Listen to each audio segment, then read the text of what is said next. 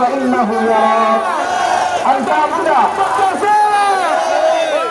তুমি এমনভাবে ইবাদত করো, এমনভাবে আল্লাহর সামনে দাঁড়াও, এমনভাবে তোমার দৈনন্দিন কার্যক্রম শেষ হয়। কিশোরগঞ্জ ৫ আসনে বিএনপির মনোনয়ন প্রত্যাশী শেখ মুজিবুর রহমান ইকবালের পক্ষে মনোনয়ন দাবিতে বাজিতপুর ও নিকলীর বিভিন্ন ইউনিয়ন এবং পৌরসভায় একযোগে মশাল মিছিল অনুষ্ঠিত হয়েছে। শুক্রবার সন্ধ্যায় উপজেলা বিএনপির উদ্যোগে এসব মিছিল বের হয়।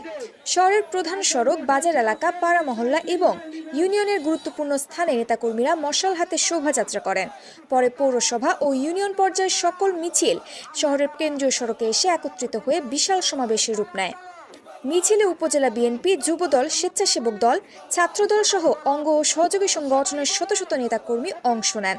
মিছিলে অংশগ্রহণকারীরা স্লোগান দেন, শেখ মুজিবুর রহমান ইকবালকে মনোনয়ন দিতে হবে। বাজিতপুর নিকলীর মাটি শেখ মুজিবুর রহমান ইকবালের ঘাঁটি।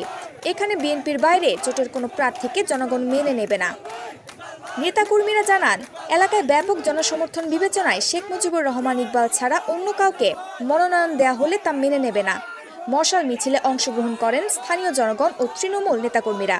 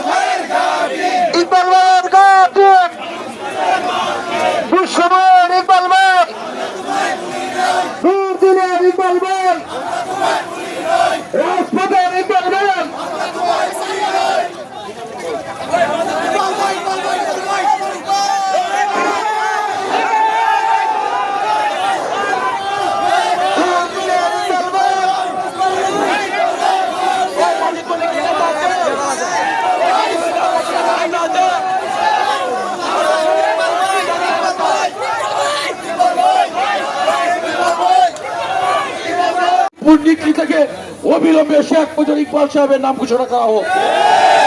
অবিলম্বে বাজিতপুর নিকলী কিশোরগঞ্জ ৫ আসনে শেখ মুজিবুর ইকবাল সাহেবকে বিএনপির বৈধ প্রার্থী হিসেবে ঘোষণা করতে হবে। তাই আজকের এই মশাল মিছিলে আপনারা যে অংশগ্রহণ করবেন, আমি আমার ব্যক্তিগত পক্ষ থেকে, বাজিতপুর উপজেলা বিএনপির পক্ষ থেকে, শেখ মুজিবুর ইকবাল সাহেবের পক্ষ থেকে আপনাদের সবাইকে জানাচ্ছি ধন্যবাদ। সংগ্রামী ছাত্র বন্ধুরা, এখন আপনারা সারিবদ্ধভাবে যখন দাঁড়ান, এখনই আমাদের কার্যক্রম শুরু হবে।